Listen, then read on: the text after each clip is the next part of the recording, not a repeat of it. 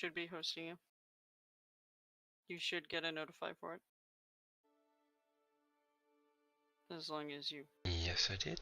So, welcome everyone. This is the start of a brand new series.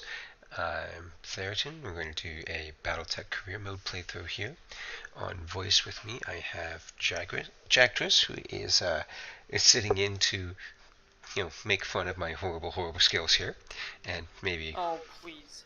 provide some general entertainment. Thank you. Hello. Yes, that's all I've got today. Here, So, just recording this stream, we'll post it up on YouTube afterwards. And now I get to poke through all the wonderful settings here. I guess we'll leave most of these at defaults for now, and we'll see what happens.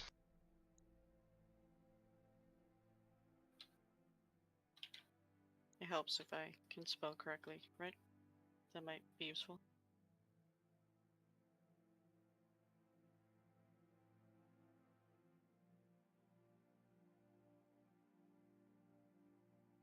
I have now tweeted.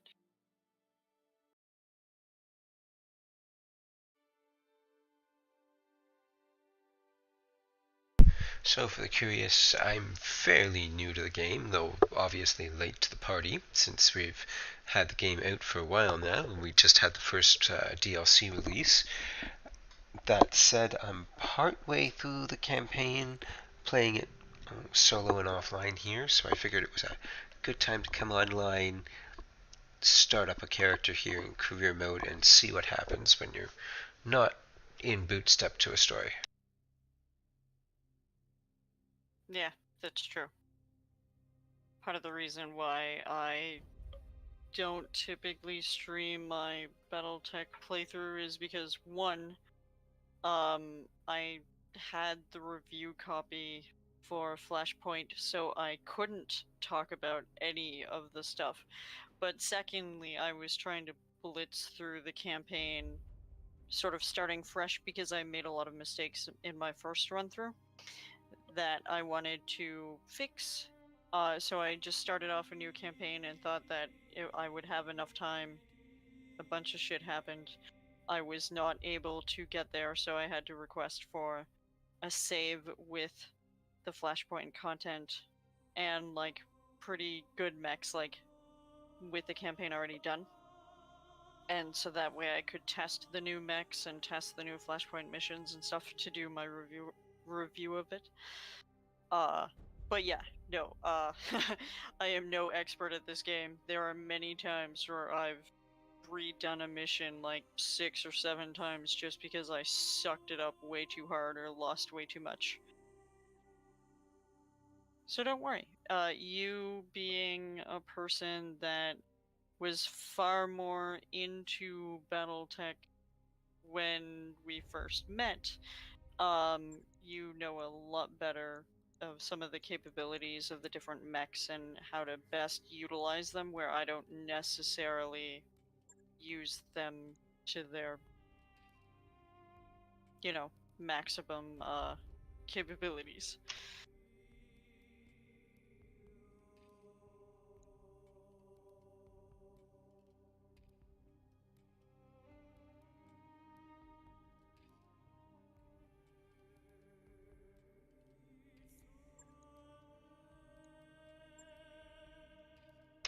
And there we go. Our pilot here will be John Doe, with the call sign of Meat Shield. Nice. Now, Fantastic. so a lot of my experience with BattleTech goes back to the tabletop games, and I think I've played through just about every PC version of BattleTech that's been out there, from the Crescent Hawk games to the Mech Warrior, the Mech Commander, etc. I was very happy to see this BattleTech come out, and I've been meaning to hop onto the bandwagon for a while.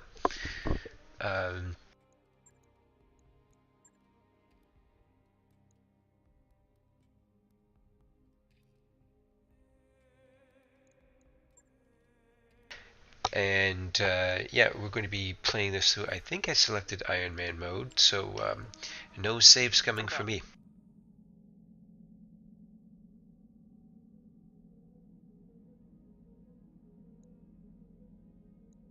Hot damn.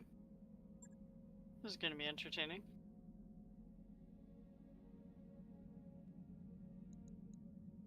Alright, so let's see what we start out with. Not bad. Vindicator, Jenner, Commando, Spider, and Panther.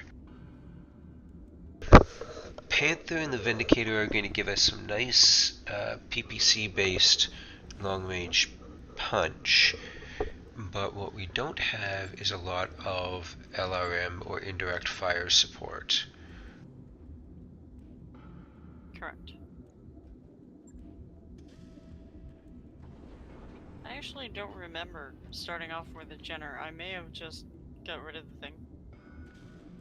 In the standard campaign mode, you don't. It may just be generating a random lance of light mechs plus a medium. To be fair, I'm not sure if I remember having a Panther either, so that's a thing. But I did have the other three.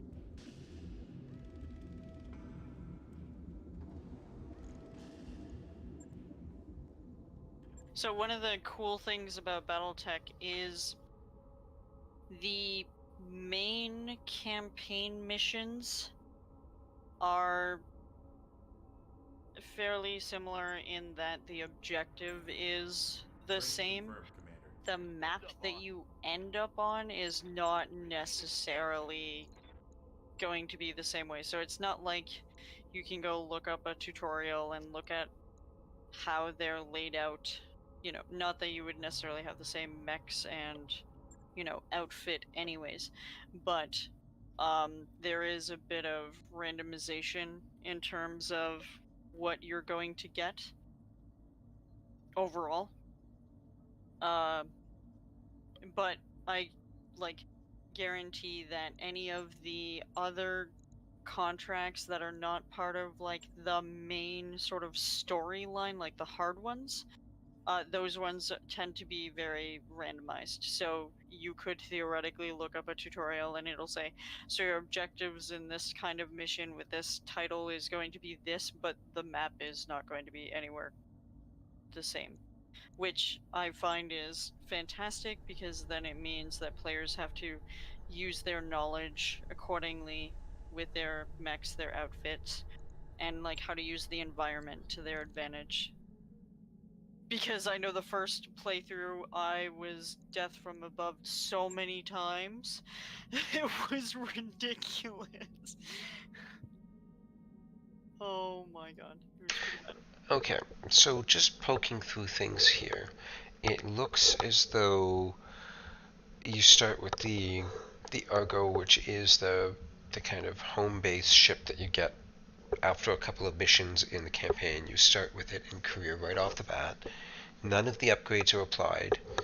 The planet we're starting on here, there's enough parts in the store to make a complete Centurion. I don't think that that would be a very good use of our funds, even though I had some good times with the Centurion in my campaign playthrough that I'm going on because I refitted it as a long-range missile boat. And two LRM-10s and an LRM-15 provided a nice indirect fire sandpaper to anything I directed it at. So we'll see what we can pull off here. We've got enough money right now to last us for about 4 months. So it's time to start trying to get some salvage. And so we're going to start with the lowest possible skull rating missions here and see what we can get. Yeah. So, do you tend to specialize your mechs more? I like to have one specialized support mech in a lance, generally because I can hold the line up front with 2 or 3 of them, and then at the back I will have an LRM boat, and when it runs out of ammo, it runs up front with beefy front armor and becomes a punching bag. Right. So in this one, we're going to try to do this particular mission with all salvage, as I've heard that that is a thing to do, that you can sometimes end up with much more money from salvage than you do from the actual mission payments. So we'll see how we go here. Really? I've been doing this all wrong. See, this is what I'm talking about. I am not the expert. I'm noticing, though, that the only thing that last tick of salvage is going to give me is 2 random assignments, though I'd only get 40,000 off of the contract, so yeah, I'm assuming I can get a couple of pieces of salvage worth 20k each. That's, anything more than a medium laser will do that. Alright.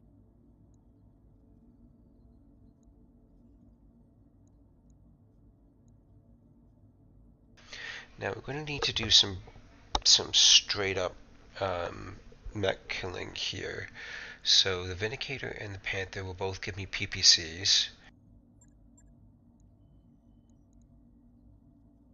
I don't have any of my mech warriors yet with special abilities other than myself, who has multi-target.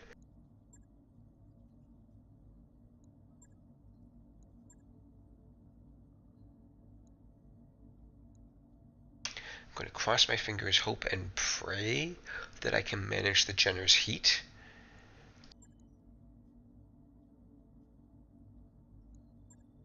Yeah, that was an interesting mission.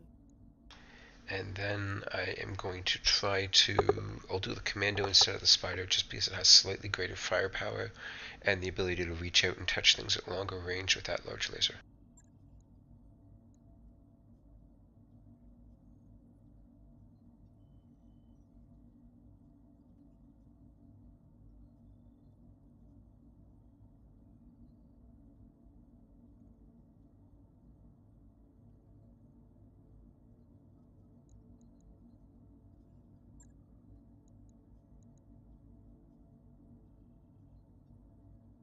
I mean, it's nice that these guys have piloting skills, but their hits are going to really suck, so I'm going to have to stick those on and just deal with it.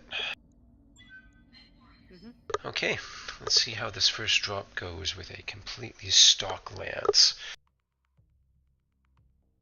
You are one brave dude. Once I get a little bit of money, you'll probably see that I get rid of a lot of the secondary weapons on mechs so that the primary weapons will be able to fire continuously round after round after round without having to take a break. I'm not usually a fan of autocannons, simply because I find that they're too heavy for the damage output that they do, with the sole exception being the AC-20. Really? There's nothing quite like charging at your enemy with a 95-ton fully armored up Banshee with an AC-20 in the torso and all of its support laser slots filled up with machine guns. Punch a couple of holes in their armor with 100 damage hits on the way in, and once you reach them, those machine guns will just chew criticals. Really? I never considered that. I'm gonna have to dick around in BattleTech more and try this shit.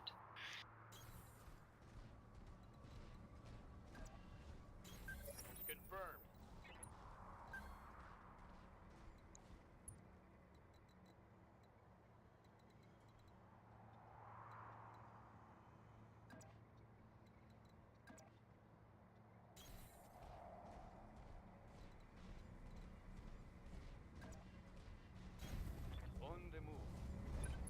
Okay, looks like they're coming due south, so I'm hoping I can use this forest for a little bit of cover.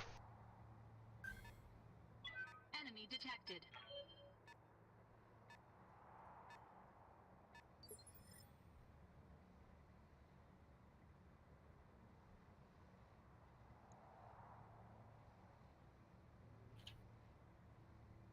I'm going to play this risky and force his light mech to move first. Really?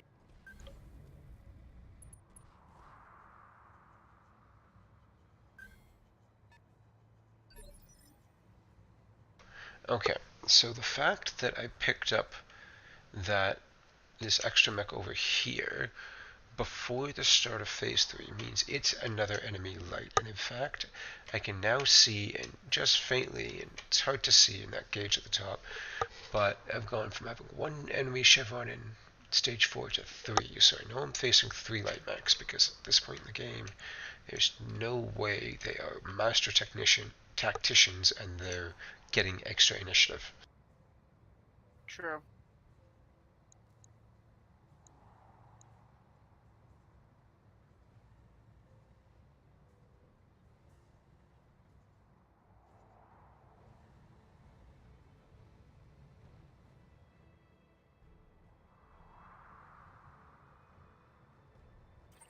Oh, I saw that.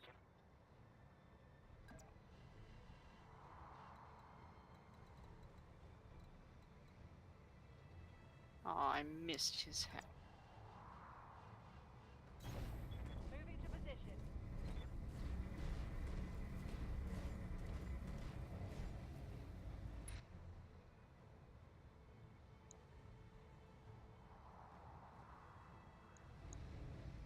Damn it.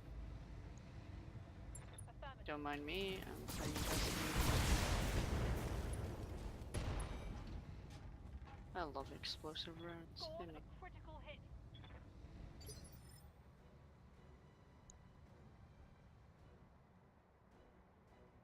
Standing by.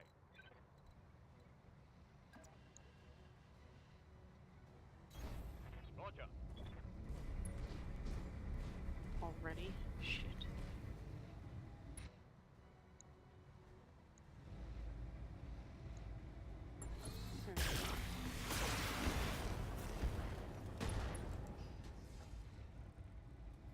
Reporting. You know. Critical hit.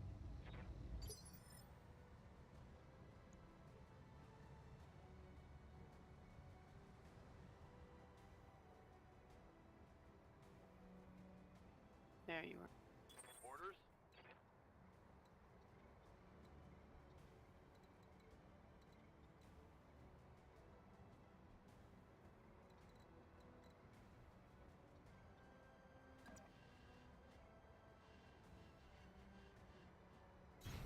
Location confirmed.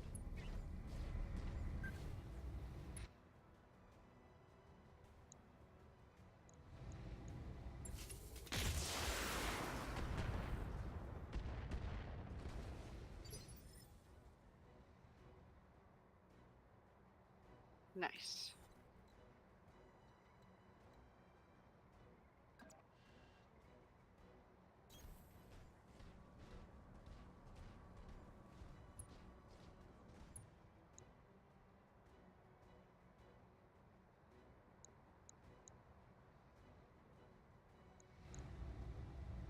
Engaging target.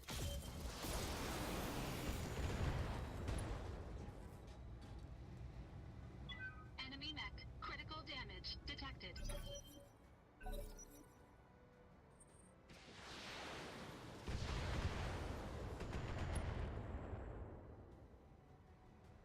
Damage minimal.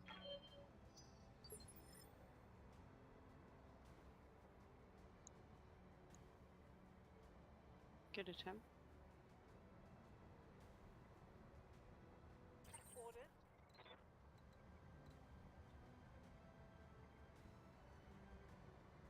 Stupid. Get out. Now, if I could tell my guy to specifically do a kick, I would do the physical attack, but chances are he's going to try to like shoulder check him, which will count as a punch. And I don't really care about taking out this generous torso, so I want to take down his legs. So, time to park like 2 squares in front of him before he gets a chance to move, and burn my heat. Roger that.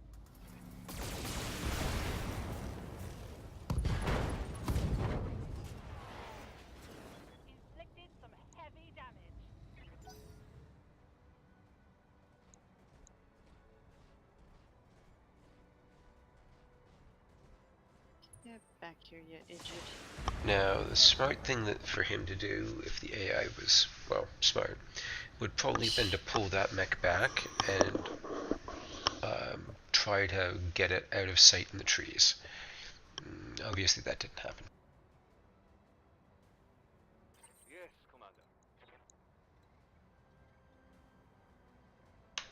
As you can probably see from the way I'm moving these, I am not overly concerned about that locust.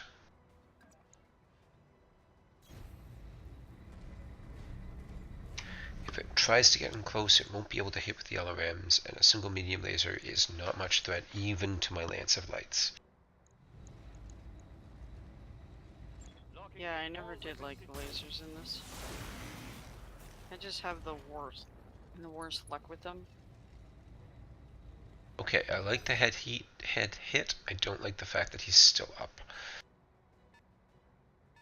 He's taken 2 hits to his mech warrior health though, so even if I knock him over at this point in the game, that'll probably incapacitate him. So it, ow, where'd Ready you for come? orders. Fine.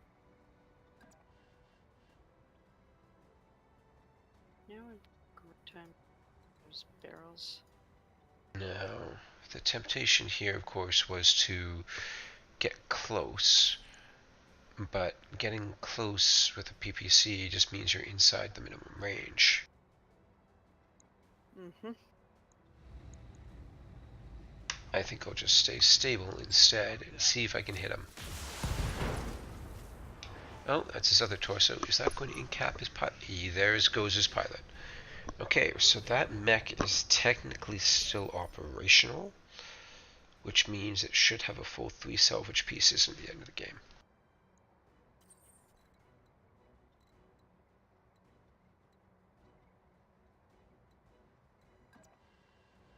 You bastard. Oops. Okay, so now let's find out what this other mystery mech here is. Commando. With a 50, 35, 45 for our hits, versus the Locust, which didn't move, so he's getting pasted. Engaging target. Anyway, oh, there we go. Right leg, center torso, right torso. Destroyed. Nice. An unexpected pop.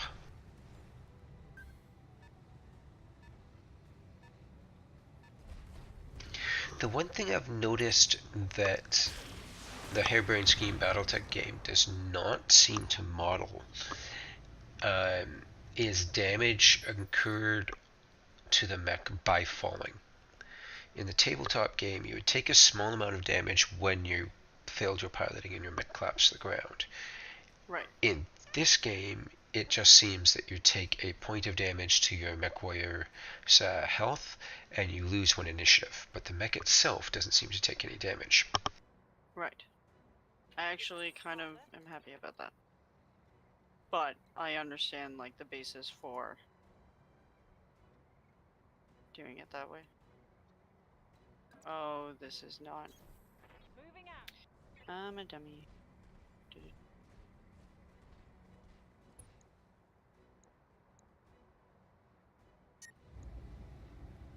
And now we look at the wonderful world of Jenner, where after 2 rounds of full use, we now have to cut off half of its medium lasers. Locking on. Because this mech does not have enough internal structure to absorb any heat damage. That's another change from the tabletop games. In the tabletop games, if you overheated, it was, I believe it was more of a % chance of, at different levels of going over your heat, you would either incur piloting and gunnery modifiers, you would incur a potential of a critical hit to be rolled randomly because something inside your mech got fried, or ammo exploding. Right. In the harebrained schemed ones, it just damages your internal structure, which I suppose gives you the same chance of criticals or ammo explosions, but it doesn't feel like heat is an escalating problem like it used to be in the tabletop games. Yeah. Instead, it's very much a binary issue. Either you are over or under this threshold. Right. So one of the things that I can say is that I did watch a number of How's it going? live streams for Hairbraid Schemes when this was coming out, and then when it was launched, and they were showing off some of the stuff and saying, like, we hope you guys enjoy it. And one of the things they were talking about was the use of, like, heat and whether or not they wanted to keep that sort of mechanic in the game. And what they said was they didn't want the game to have such an enormous amount of like overheating that it totally changed the strategy of the game itself, Mission like success. outfitting the mechs with the different types of weapons and making sure that you have like the right armor complement and that kind of thing. So they wanted for heat to still be something that players consider, but not something that would deter players from using weapons that would generate heat. So most of the time that the heat becomes a problem is later on if you're on planets that have excessive amounts of heat and you don't have a ton of heat sinks outfitted on your mechs, then it's important to either have the heat sinks or sit your mechs in water, and then you're not going to overheat if you're like a bunch of lasers on one of your mechs. I I understand, but I don't agree with their stance. Um, One of the things with the classic Succession War BattleTech was that idea that mechs couldn't handle their heat. And so many of these mechs were made so that if you were using all their weapons, they would overheat very quickly because they were supposed to ride that high end of the heat scale. Because if you had a turn where you weren't firing, you could sink so much out of it. Um, and early game, it doesn't matter nearly as much for most mechs, the Jenner being an exception because it's just overgunned for the amount of heat sinks it has. Mm-hmm. But later games, when you get to like the assault mechs, the entire point of a build like the awesome mech, which had 3 PPCs on it, was to make you tempted to always go that little bit overheat, a little bit overheat. Can I push it a little bit more? Can I push it a little bit more? And that idea of running hot and being able to push it just that little bit further, I haven't felt that in this game. Mm-hmm. Instead, because it's very much binary, I find myself pushed much more into looking very closely at the heat balance when I'm refitting mechs, so my mechs don't run hot by more than a point or two. Right. And You know, it's a shame because it means that to get that, I often end up with a lower potential maximum damage output than a mech that could overheat. no, I mean, you can outfit a mech however you want.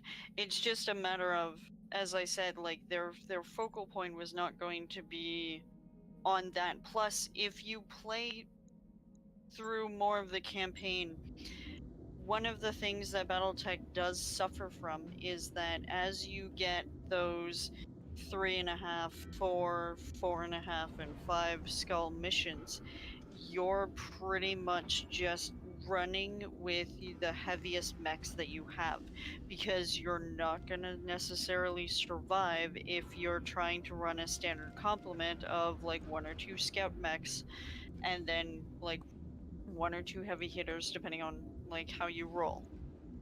And Oh it yes, became absolutely. right, so it became useless in base game to run light mechs. And a lot of people made statements like that on like Reddit forums and stuff. I did a lot of research when I was doing my reviews for both. When they came out with Flashpoint, some of the Flashpoint missions require you to have those light mechs to get to the target quickly before they escape. And because, like, if you played through it and not having played, you know, a BattleTech style game for quite some time, if you were just accustomed to doing the campaign and running with just heavy mechs, suddenly trying to change to a lance that has those like faster mechs that are very squishy, is difficult to do. And so I'm glad that in the Flashpoint missions they made it so that your light mechs are not useless anymore. You can actually do something with them. Well, that's good to hear. I'll have to explore the Flashpoint content a little later. Yeah. Now, one thing that's going to be very interesting there is that in the base game, you're incentivized to go to the heaviest mechs you can as soon as you can, and in fact, you're also incentivized not to hold on to your late hardware because you pay your monthly upkeep for it. So Yeah. it's going to be an interesting one to feel that you have to hold on to that hardware.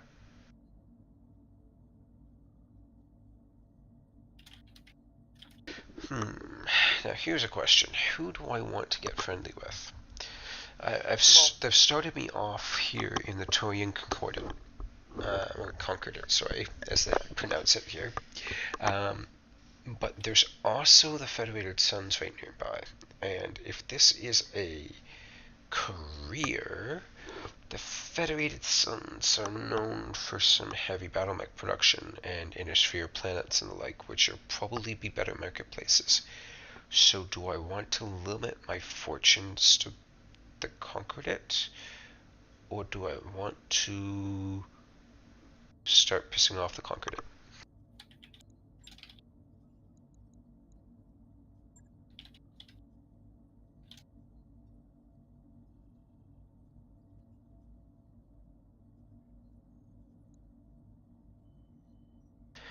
I think I'm going to start trying to build up my standing with the Fed Suns.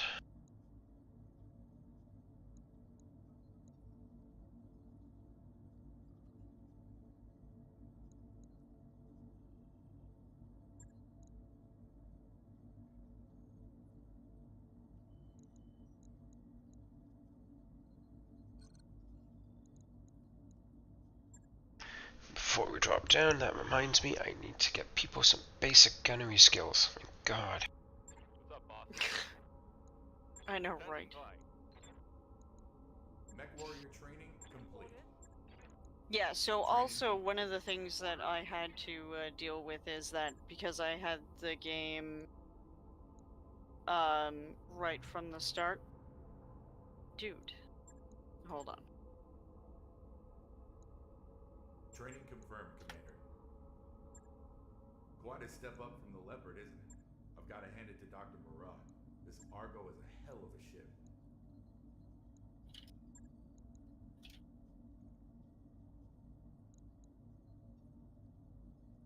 Mech warriors, prepare for combat.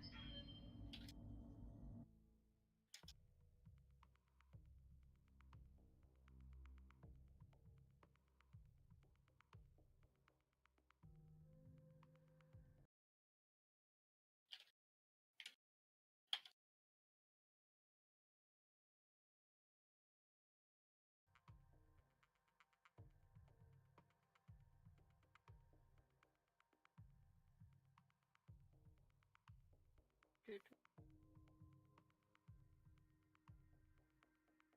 The crap game is that? Sorry, somebody is like, Command I'm like interface rolling initiated. giveaway stuff and you want to give away and then went to give me a game that I already own. And I'm like, well, that's not helpful. I'm like, do I get a choice? He's like, what about this? I'm like, I already have that. He's like, what about this? Never give that to me. They tried to give you a Star Wars game, didn't they? No, a Resident Evil. Although, you're right, I would totally refuse a Star Wars game.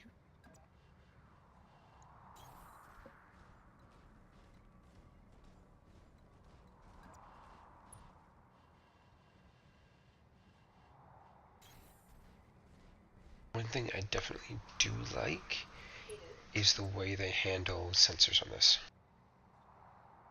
Oh yeah.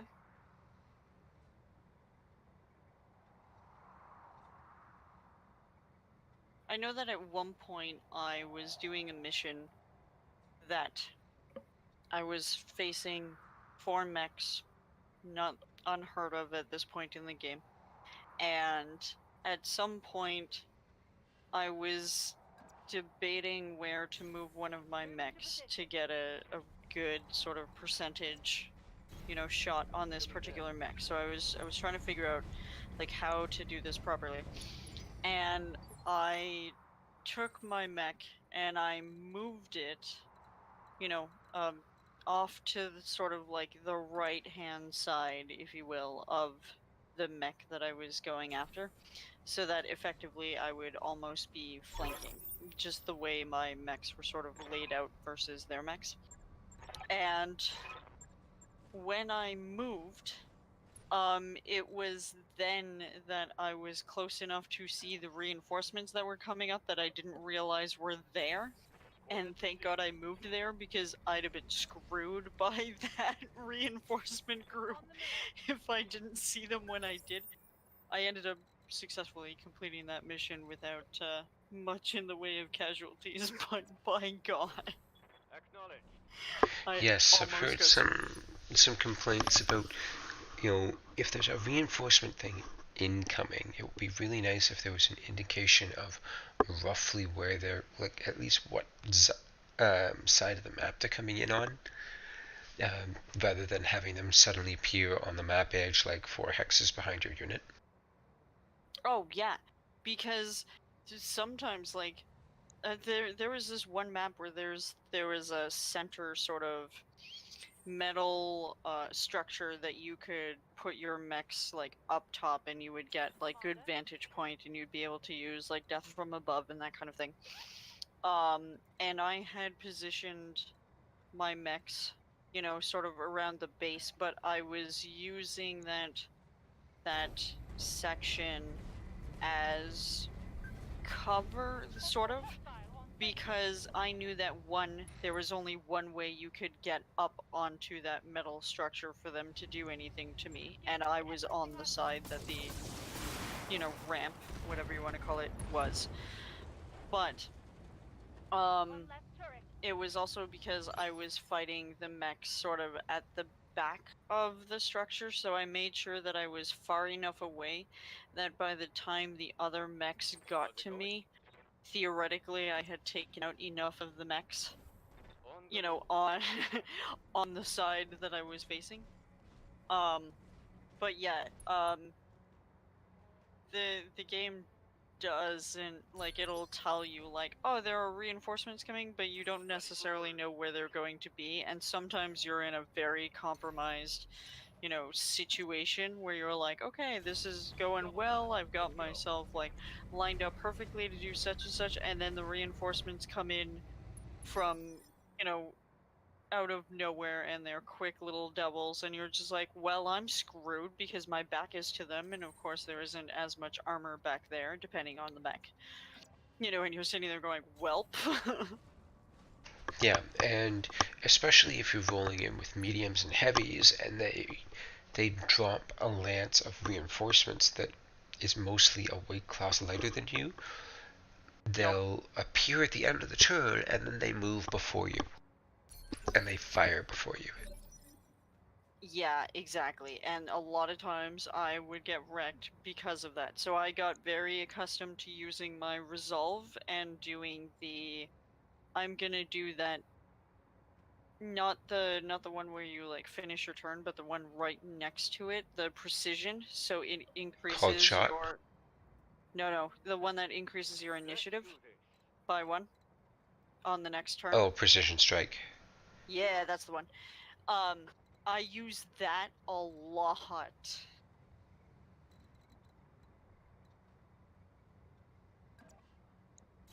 It's highly useful because it takes like 20 or 25 resolve, but you know that if you're running heavy mechs that only have an initiative of 2, and the one person that you have that has sensor locking. You want to do the sensor lock at the beginning of the round, obviously not at the end of the round. So then you set it so that they get, you know, a higher initiative on the next turn, and then you do your sensor lock on whatever mech, and then your heavy hitters can get at least a shot or two off before they screw you over. Highly useful. The Yeah, these guys definitely need some time in the practice range. Yes, Commander. Yeah, no kidding. Oh my god, as I said, like, if you're looking at lasers in this game, not my most favorite weapon. Crap, I found a light sniper turret and I'm not going to be able to destroy it before it gets to fire. Targeting for an No. Granted, at the beginning of the game that it's AC2, so it's not as bad, but these are still light mechs. Yeah. Yeah, ACs can really fuck up your day. Well, thank goodness I took the background that would actually give me some gunnery skill. Let's hope that a PPC and an LRM-5 at 85% each will do the trick. Engaging target. Mm-hmm. Not quite. And now every turret can fire on me because they have a mech with its position revealed. damage. Yep. I've got eyes on Oh, hostile reinforcements. that's gonna hurt. They're heading your way. Yeah, that's one of the things that actually kind of annoys me. Those freaking turrets in later levels have some pretty freaking impressive range, let me tell you. I'm thinking I'm nice and safe, and nope, I still get nailed by turrets out of nowhere. I'm like, seriously? Like, you should not be able to hit me from here. Like, what the fuck? And AC2 in BattleTech is, I believe, the single longest ranged weapon in the game. It outranges LRMs. Not by much, but by just a little Really? bit. Yes. That might be why. That's brutal. Yeah, This the is difference is, of much- course, that AC2s are direct fire. So, given much the better. difference between sensor range and spotting range, you know, until something spots your mech, they aren't actually able to use the range that the turrets have available. Confirmed. That's also why, as I was saying earlier, I like to have a mech in my lance that is just all LRMs, like really long range support. Yeah. Because then, you know, and- my lead elements can keep a bead on them and it can just keep salvoing from behind a hill. Mm. Standing by. Yeah, I tend to favor LRMs. I definitely like to have I love the PPC. It makes me happy. Truly. Ease fun weapon. But yeah, no, I was never super big in like running with machine guns. Not a super big fan of running with lasers. Engaging target. So, machine guns are, and small lasers are, it's a tough one. If you do have a mech that, you know, you really think is going to end up in close combat a lot, if you think that it is going to be leading the charge and hitting intact mechs, I would strongly suggest the small lasers or flamers as your close supports. Yeah, flamers are brutal. That said, I really wish they were like the tabletop flamers and they didn't have an ammo limit. Oh yeah, yeah. I don't disagree with you on that. However, yeah, so when I was talking about testing, you know, flashpoint stuff, I ended up going up against a flamer on a planet, or maybe it wasn't a Flashpoint specific mission, but it was a planet that was super hot, so it was like make sure you have, you know, heat sinks. Yep. Um, and there was an enemy mech that had a flamer that on a super hot planet, a flamer will fucking own you when it comes to Let alone a like, fire starter with its 4. yeah, well, that's exact, and it was a fire starter that was on my ass, and I'm like, yeah, this is unfun. We do not like you. Stay the hell away from me. That was not a fun mission. I'm like, you bastard. It's pretty interesting.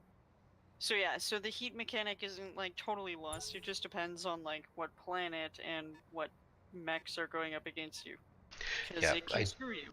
Yeah, I definitely do like the fact that they have put some different biomes in there that will affect your heat management. Mm-hmm. And I also like the terrain things they have. They have the rough terrain, they have forests, they have um, lakes, they've got radiation and mineral fields, which seem a little bit odd, and whirlwinds. You know, it definitely does add Yeah. something to the map to have those extra bits. Oh yeah.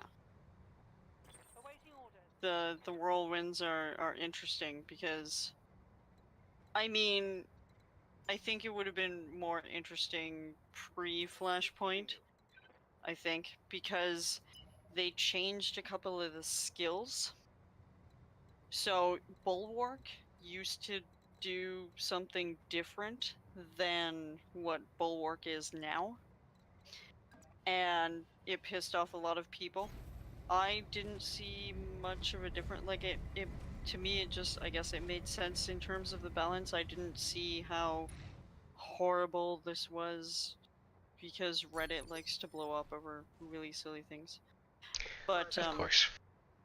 yeah, prior to Flashpoint, I was not experiencing using or enemy mechs using like that called shot that would sort of negate uh Breaching certain, shot that we yeah, would that's the negate, one. guarded, and cover.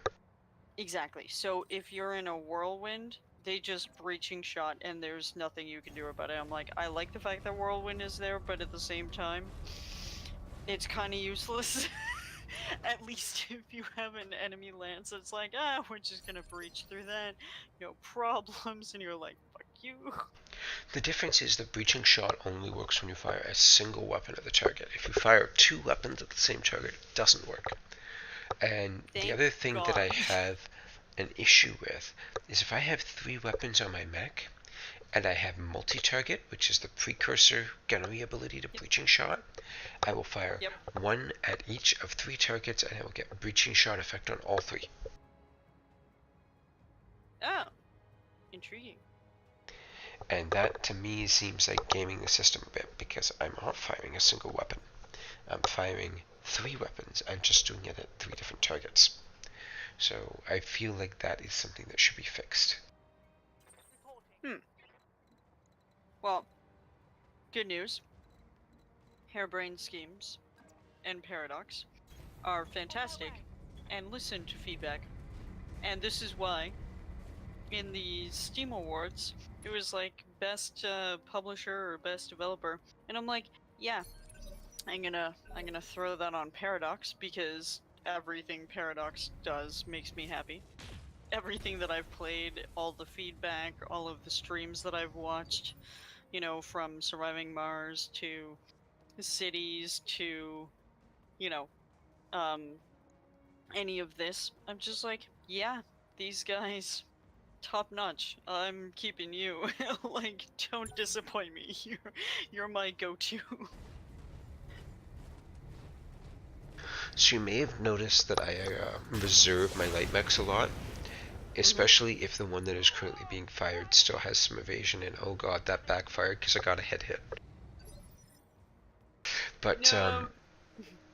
yeah, I'm injured. It's annoying.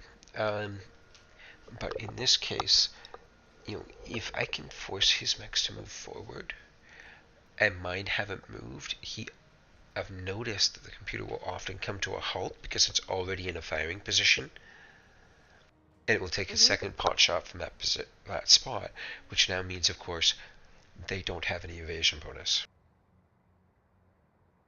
Ah, Waiting for orders. that's interesting.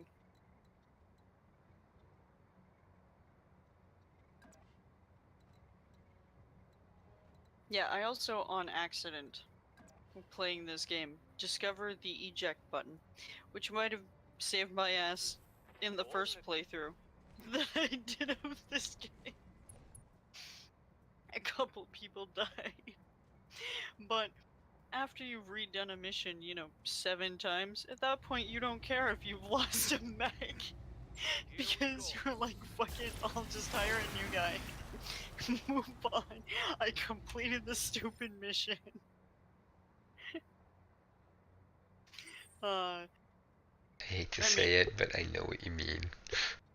Exactly. Like, there are just certain missions that are so frustrating. You're just like, I'm done with you. Oh my god. It was so funny because one of the people that dies in the campaign mode. Later on, I was watching Hairbrain stream more of this game, and I Engaging saw that multiple in their, targets. Lance, they still had that person. I'm like, oh, you didn't kill the person.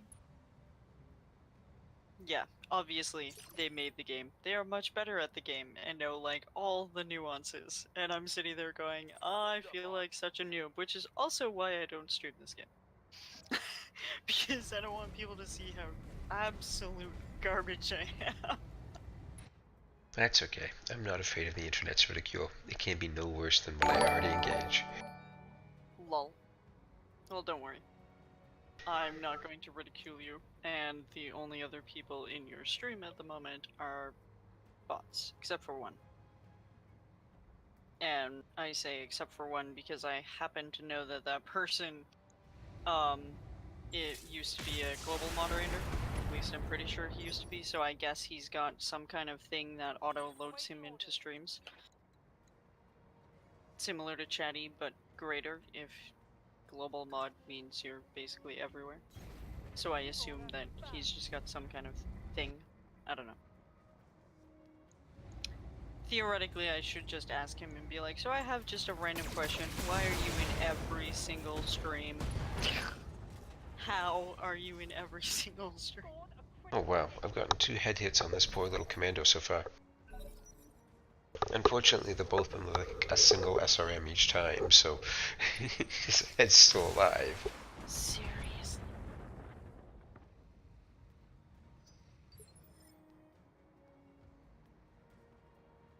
No, not meat shield.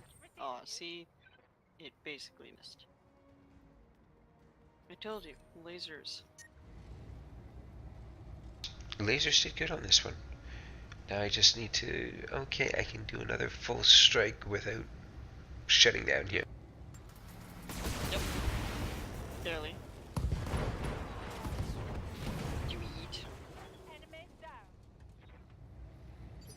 He was way too close to my line. If I'd let him wait, he just would have gone behind the Jenner. Yup. And that would have sucked.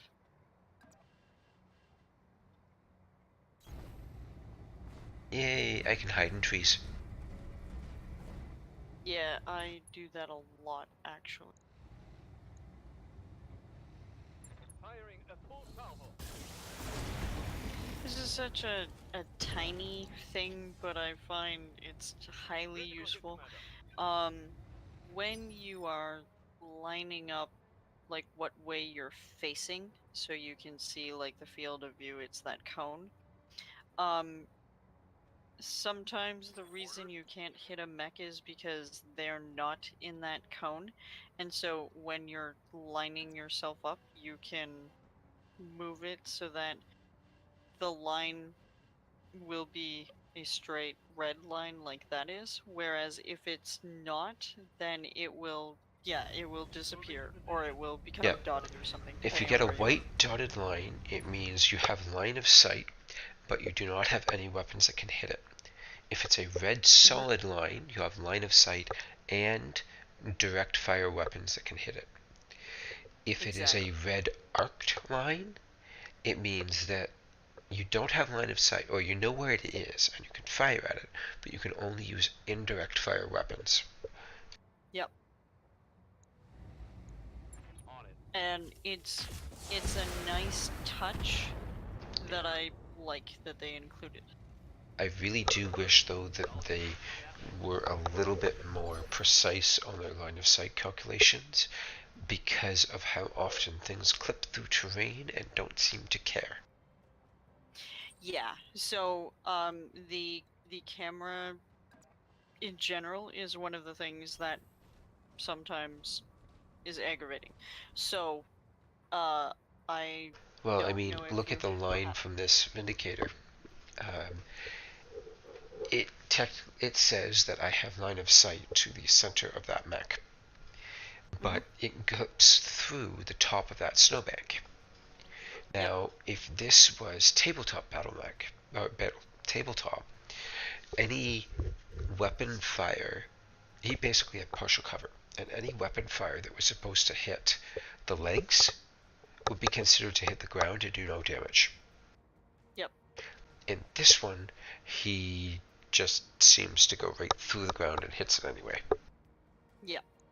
But even at that, like some of the other things, if you have the option set up where occasionally the camera will Enemy mech. zoom Critical in damage detected. on the attacks or on the movements, sometimes like you don't have a way of redirecting where the camera goes, so sometimes you're zoomed in on the mechs, but unfortunately the camera is facing a mountain or like facing off to the side or something, but not actually at the mech attack itself. Like it's got some flaws that's just kind of annoying. Like I like when it zooms in and you're doing like an awesome like heavy melee punch, to the enemy mech, and it's like a satisfying, like you hit your target and did damage and you're like, oh yeah, we got a crit on that boss.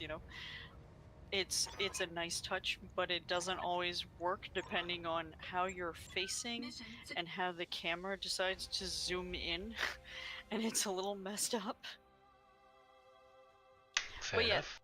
there's also moments where again that structure that was in the middle of the map that I was using to sort of line of sight the reinforcement mechs that were coming around, and stopping them from doing death from above because they couldn't get up that mountain any other way. Even with jump jets, they would not have gotten there, not without being in line of sight. Anyways, um, there's a part of the corner of that structure where I had one of my mechs set up that was outfitted with LRMs, and like long ranged weapons. And I set it up so that one back, like its back was sort of against the mountain, and it had line of sight on one of the enemy mechs when I sort of like pulled them forward, right? And so it was a perfect position. But unfortunately, um, the dots where it gives you the opportunity to move, it does not. There's like a certain 2 or 3 areas that even though you're on like the tiniest of hills, it's like only these particular squares can you move to, and those other two like directly in front of you can't. And I'm like, but that's not like a high sloped mountain, that's still part of this tiny little like Yeah. ridge. Or sometimes it's hidden, and if you rotate the camera around, you suddenly see, oh, there's like a tiny cliff there. But it's weird, and you can't always see it. Yeah, there's some Exactly. issues with it, but overall, I'm very pleased with how it feels. Yes, exactly. And that's why, like, when I originally did my review for the game, I was talking about, I know that some people like had some, massive issues with loading or with whatever the hell. Maybe they were uh, more knowledgeable with the series and had played all of the other ones, where I only played, like you and I played Heavy Gear, which was a offshoot of the BattleTech universe. I played Mech Commander and absolutely loved that. And based on how much I loved Mech Commander and based on like what I saw for this, I was like, yes, I've been waiting for this to come out. Like, this is totally up my alley because I spent so much time playing Mech Commander. You have no idea, so much time when I was younger. And so I saw, hey, this is turn-based strategies in the BattleTech universe. I am totally doing this. Um, there are many things that I don't know about the BattleTech universe because, of course, it was a book series, right? Um, it's been many things. It Well, started out as a tabletop game. mhm, It was essentially a North American import of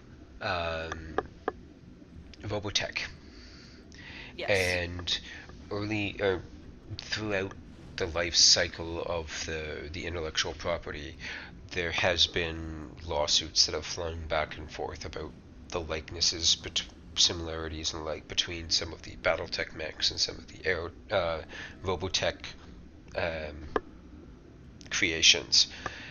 Mhm. Um, but no, essentially it was an attempt to bring the Robotech anime to the Western market, from what I understand, and it came in first as a tabletop game, and Mhm. then they started releasing books and computer games, like right back in the days of Right. like the 286s and the first Pentium ones.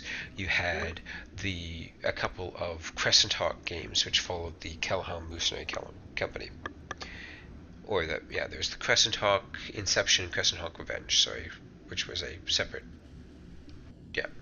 So two little Nothing kind that of I know of those. RPG strategy games that were the very first adaptations of BattleTech to computers. Mhm. Um, they were great for the time. Um, as it went on, they, like many other tabletop and RPG makers, realized that, especially with novels coming out, they needed to be able to advance the universe and the time. Mhm. And so they created a whole new high-tech enemy that comes in later.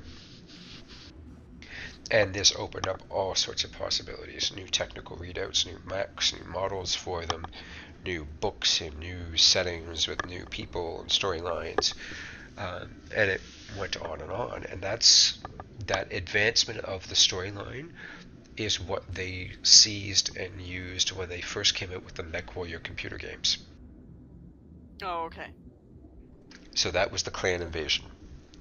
Yeah. Um, and that really became the focus of most of the video games after that. So MechWarriors 1, 2, and 3, and then the Mech Commander games, they were all set around that kind of clan invasion technology level. Mhm. Um, the tabletop game, so it was all originally produced, and the IP was under FASA. Yes. Well, FASA. No, we FASA, miss you. FASA, much like beloved old TSR, eventually Yep. closed down when the original people running it kind of retired or moved on. Right. Um, and they sold the IP to, I think it was Wizards of the Coast? No, Yeah. WizKids. WizKids. Oh, yeah, yeah, yeah. Um, and WizKids decided that they were going to try to hop into the latest craze, which was these kind of tabletop click games, like combination of a deck builder and the tabletop game of the past. But in doing so, they didn't want to wade into kind of the same tired territory that had been rehashed in 3 to 5 computer games and countless novels. So they pushed their timeline ahead again. Mhm. And it didn't last very well, from my understanding. The HeroClix game and its companions, which was like a Marvel HeroClix game and Oh, I remember. other things like that. That was a big craze for a little while. Yeah, it lasted for a number of years around kind of 2000 to 2005, but it died Yep. off. You can Yep. now find a lot of the models and things for like 25 cents each on eBay, that sort of thing. Yep. But since then, there's been a bit of a resurgence of classic BattleTech. You've seen a couple new games. There's the MechWarrior Online, Yep. and now this one. And it's interesting that this one actually takes us back to the time period before the MechWarrior games originally touched on, back to the original time period of the Succession Wars. The very first two games, the Crescent Hawk games, touched back in the 90s, like the early 1990s. And this is really the classic setting where the tabletop game really came in its own and really kind of made its mark. Weapon systems available. And I'm really excited to actually see this because, to me, this kind of goes back to the roots of the game, where, in my mind, it was always meant to be. Back to this setting where, yes, mechs are incredibly powerful machines of war, but they require a lot to keep them moving. Yep. And so they're not the be-all and end-all on the battlefield because they're losing their edge. Yeah. Which is why, yes, you do see vehicles out there still. You see the tanks, and some of them can be really hard to take down. Yes. I mean, you don't see them on the low skull early missions, but could you imagine a dual AC-20 Demolisher showing up on a one skull against a Lance of Light Mechs? Ow. That would suck. That would suck horribly. With the way that damage flows inward from destroyed parts, so if you have damage overflow after you blow up an arm, it affects the internal structure of the torso. Anywhere it hit on a light mech would pretty much slag the mech. In tabletop, it not only moved into the internal structure of the next area, it doubled. Ow.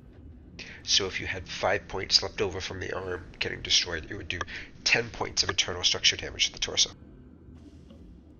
Brutal. So, I'm trying to think back. Like, I definitely remember playing Heavy Gear with you running. What I don't know is, did we ever actually play the BattleTech tabletop, or was it just Heavy Gear?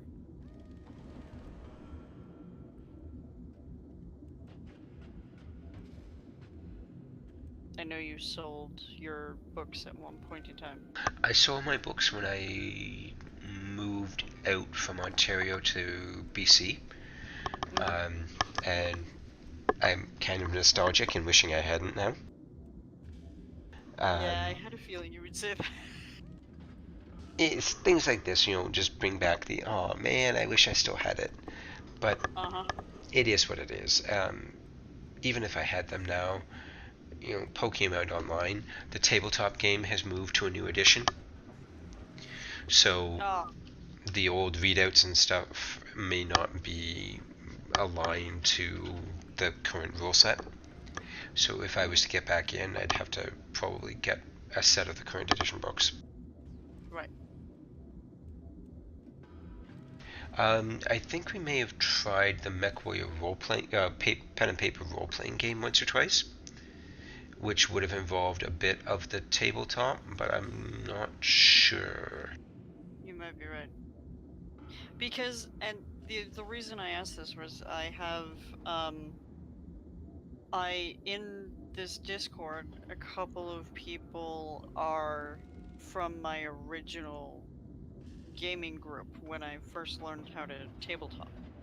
And we were talking about like the BattleTech tabletop, and I I was looking at like I googled the character sheets, and every Warrior training single complete. like screen I looked at, I'm like, this is not what I remember. This is not what I remember, because at the time I couldn't remember that it was heavy gear that we were playing. So I kept like going through like Training Google complete. images for BattleTech trying to figure out what the hell game it was. It's very interesting to see how vastly different that character sheet is to like the heavy gear character sheet. Because once I finally found it, I'm like, this is what we played. Yes, so for those listening, the Mech Warrior role-playing game was a D6 based system, um, and it grew directly out of the dice rolling systems used for the original BattleTech tabletop games. It was directly transferable between the MechWarrior RPG and tabletop action. Heavy Gear, which is another D6 game, uses a completely different dice system. And it is made by, or was made by, a company called DreamPod 9, using what they called the Silhouette system that they used for Heavy Gear, Jovian Chronicles, and I want to say there was one more, but I can't remember what it was. But they were kind of near future sci-fi games compared to BattleTech, which is definitely more far future, kind of post-humanity's golden age. Right.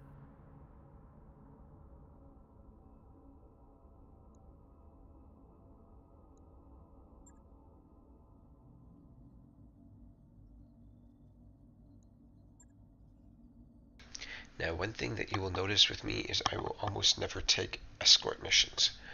I just have an instinctive hatred of them.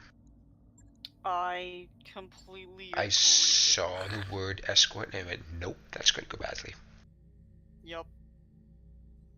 Again, like it's those ones are kind of interesting.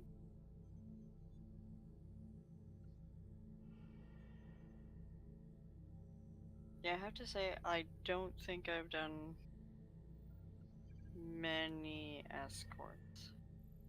Like, a small handful, I think, is the most that I've done. But yeah, no, I don't disagree with you on that.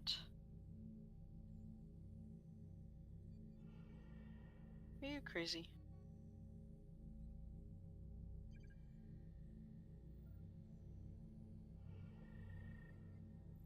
The irony here is, the last time I was playing this, I started clicking around on the star map to go, okay, what thing can I do?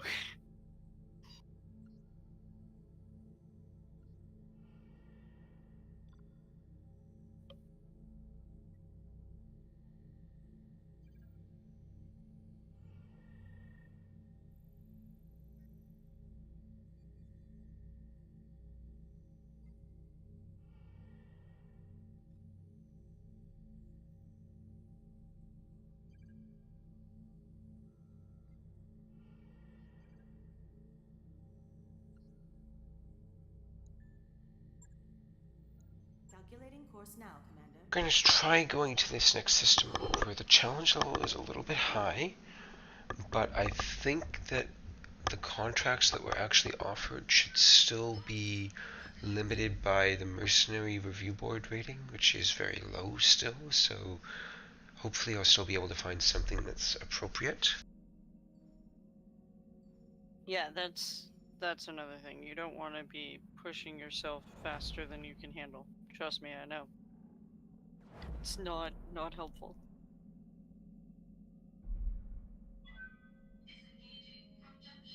So I'll probably do one more mission tonight, and then I'll call it a night, because I don't want to go and have these monster long streams.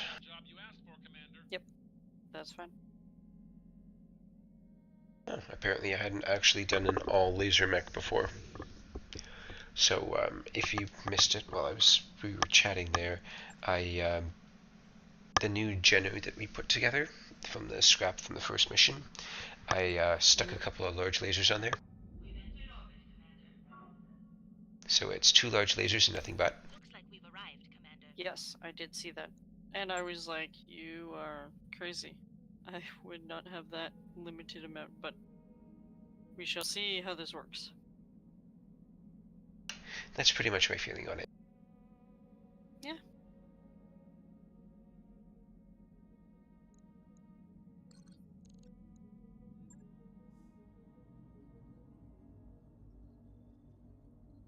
Also, another thing is,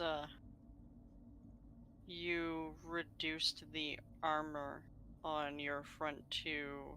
A little bit, yeah. I had to trim off. I got a little bit off of the front and a little bit off the back. I had to take off half a ton in order to mount the second laser. Yep. And that's fine. I just thought it was interesting where you took off the armor. Because I will, again, like the way that you go through the game and the way that I go through the game are kind of different. I sort of, do heavier style, do long range, and do front facing.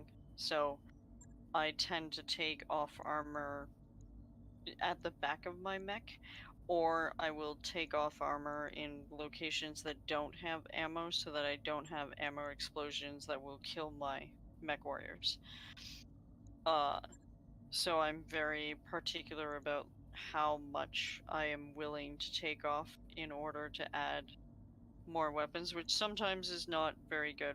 And again, I guess that sort of complements going with heavier mechs because I can put more stuff on them, but at the same time I can have a decent amount of armor on my guys, and lightweight mechs, you can't really do that the way that I play, so I find it difficult to run around with quick little buggers when your heavy hitters are like gonna take 3 extra turns or whatever it happens to be.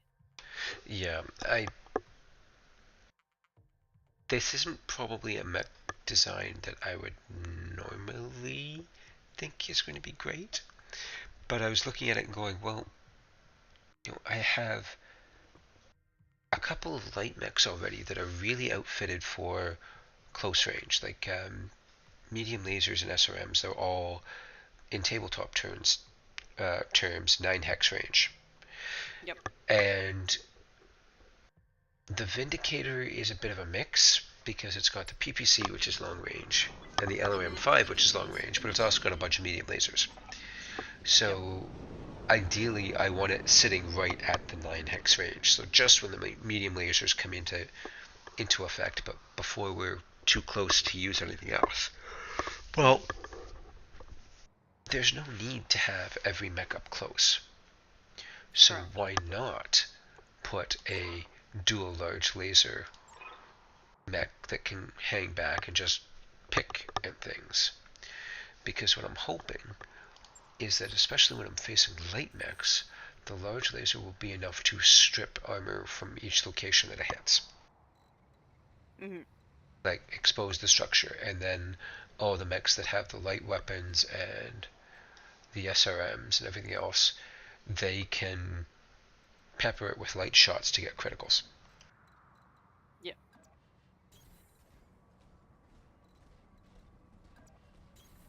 Move order received. I mean, it makes sense. That's how it works in my head, at least. Yeah. No, that's fine. Sometimes you're like, I have a vision of how this is gonna go, and then the enemy And then the lands with reality something. says, and this is how it's actually going to go. Exactly, and you're like, oh, I can just go this way and do this, and then you're like, oh, apparently I can't go that way. Well, thanks for wasting X amount of turns. Yeah, bastards. Standing by.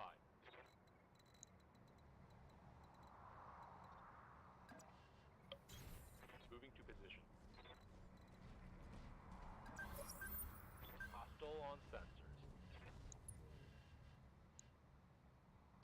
Okay, that's confirmation that they are up.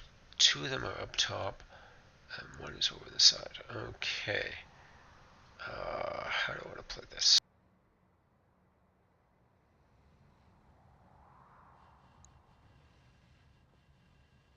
Must resist urge to say, how do you want to do this?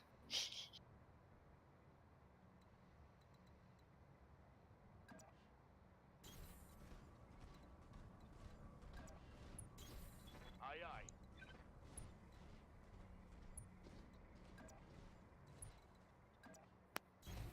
Roger. I'm going to go for this forest over here and wait for him to come to me as much as I can.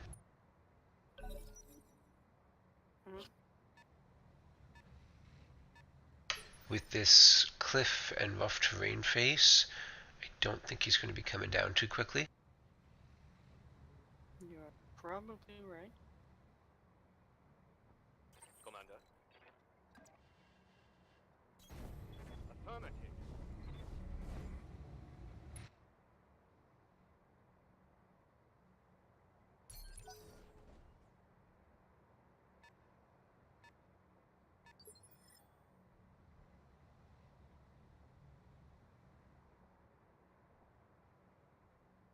Commander.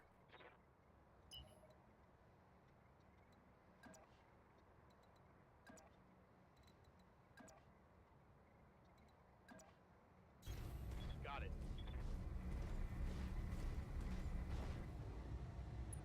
So you know what the good news is with this? Is that now when we do Maple Story, you'll be able to stream at the same time. I guess this is true. Commander. Now, this is going to be the risky part. Do I keep the Jenner there and take fire, or do I pull him back and lose sensor contact?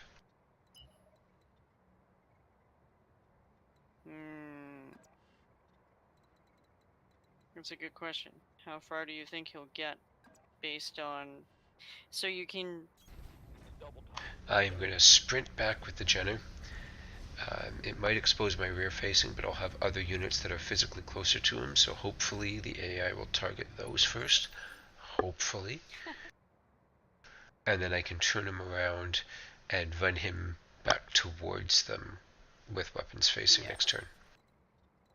Hope is a good thing to have, because in my experience, sometimes your mech is somewhat down for the count. You go and hide it behind something, you move your other guys forward in places that they can all attack, and the AI will go directly after that one poor mech that's got the least amount of armor, and you're sitting there going, you bastard. Good to go. And it ends up being mech for mech at that point. Usually I've gotten them down enough that, okay, you take out my mech, I'll take out your mech, the next turn. And it's frustrating sometimes. You're like, okay, well, I defeated the mission, I lost a guy.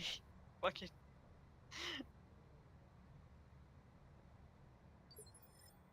It's pretty funny. Okay, so that Jenner has been moved, and now I'm reserving the rest of my units to try to get him to move up. Mm-hmm.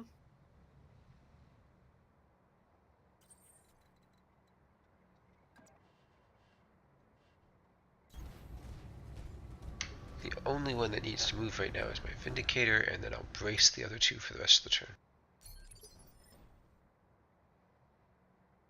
Fair enough. Holding for tactical advantage. Stabilizing and bracing.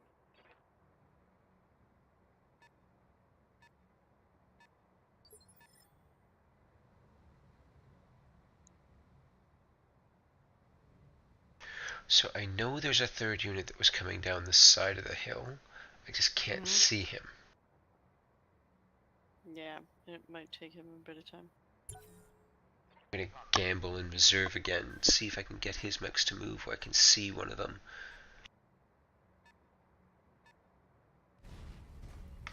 There we go. Target has appeared. There you are. I had a feeling Ow. he was gonna I never liked that. Oh, Good to go. yeah. Okay, it's That an was arm. a PPC. It's an arm. It happens. It's an arm. You're like, I don't need this. Acknowledged. Yeah, this game is actually kind of funny. Again, it makes logical sense, but it was just funny to watch one day where my mech had lost both of its arms. I went to melee because it had the best like percentage based on, you know, everything. Yeah, and it was fun to watch my mech headbutt the other mech because that was the only option it had at that moment in time. Firing all weapons. It's highly entertaining. Nice. That was the double large laser cannon. Not too shabby. Connected with both of them and took out its arm. See, in my games, double laser like that more likely is gonna miss, and I sit there and go, useless! You are useless! And it took out its PPC on the Panther, so that's its main weapon out. That is both good and bad. Because I would want that PPC, but I don't want it facing me. I have better luck with those. They're expensive buggers. Engaging target. Excuse me.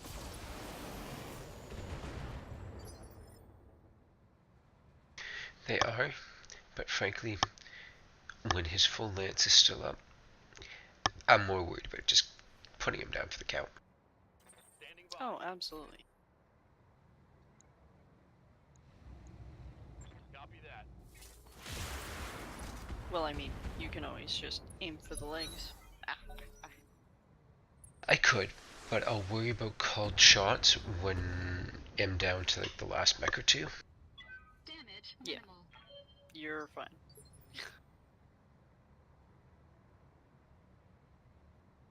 Yeah, I have to say I like the Vindicator.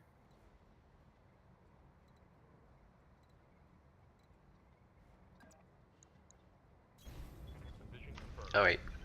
Sorry, little Jenner, but you're becoming bait. Oh god.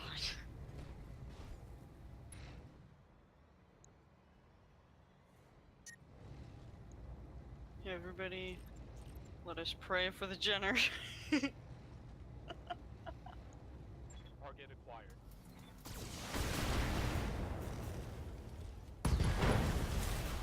Oh, that's too funny. Tango down. I'm glad I'm not the only one that does that, like, oh, we're just gonna take off one so that I don't overheat, and we're good. Well done. Very well done.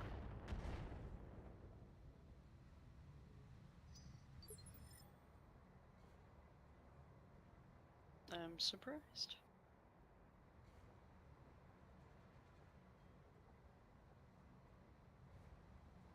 Okay, what did you bribe Yes, the Commander. BattleTech gods with? Extra D6s, of course. Did it? Shh. Confirmed.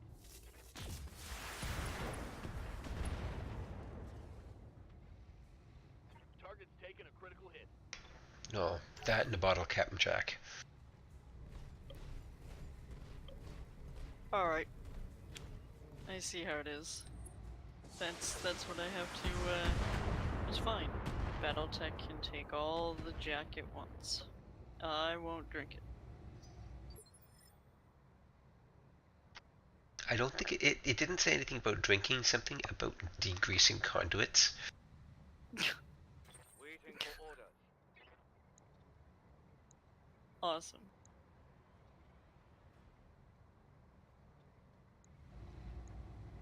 Firing all weapons.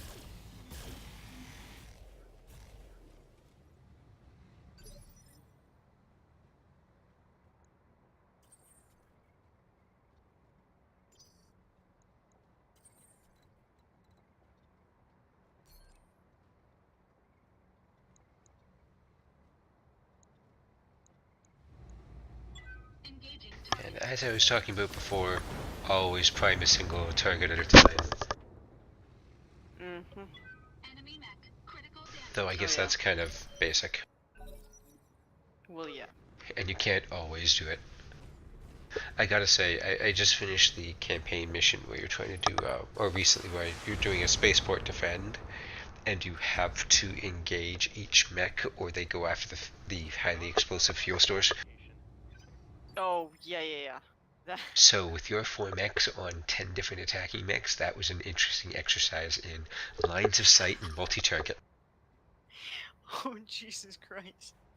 There was one mission I did where it was you had, Waiting for orders. I don't know, 10 turns to get to location and stop it from like doing something I can't remember exactly Stop what a it was. dropship from landing.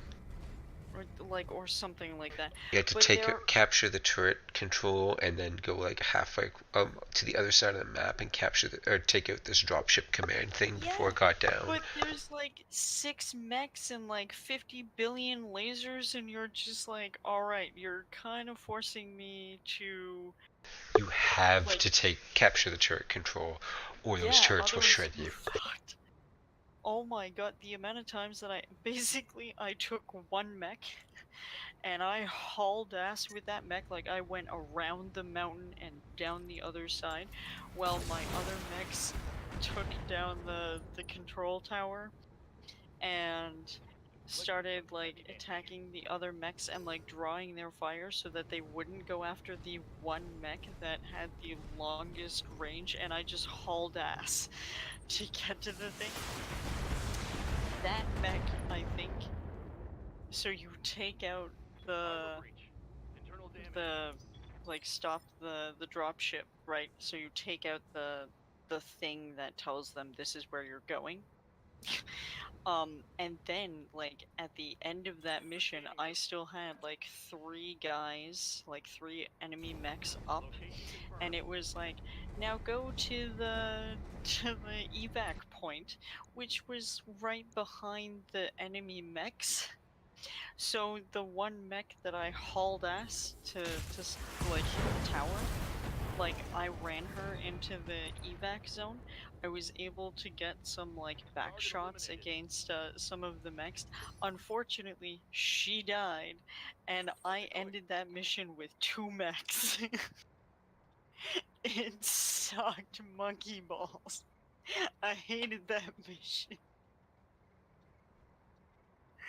It was just like, this is impossible because you got. And I mean, like, and on top of that, you're sitting there, like, you take over the turrets, and the turrets will fight the enemy lance, but most of the time, again, the turrets are more, at least those ones were, like, some of them were more laser-based than, like, AC-based, and they just kept missing. I'm like, I swear to God, the BattleTech gods hate me in this game. Like, every time it was like, 5 turrets, attack 1 mech, 1 of them hits. Doing like nothing for damage. I'm like, seriously? You guys are the worst. But no, if you avoid taking over the turrets and you haul ass through, those things hit you like no man's business, and you're sitting there like, seriously? Fuck off. RNGesus. It hates me. Yes, Commander. Yeah, probably. Probably. This is also why I don't stream this game, is just because the amount of times where I'm like, really? Like, could you be useful once in your pitiful existence? Oh, and this is why I don't like the heat sometimes, because I'm down 3 medium lasers now just to try to not overheat with this Jenner. I'm down to 1 medium laser and an SRM fortifier. Firing at enemy. Well, I mean, you've got enough that you could probably overheat a little bit and be fine.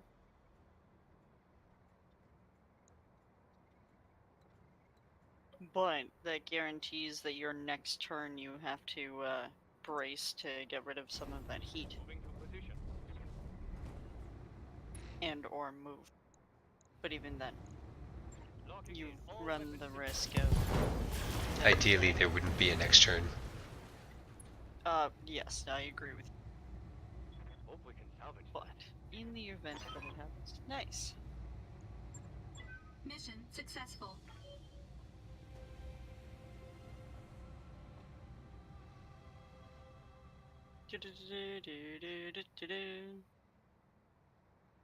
Okay.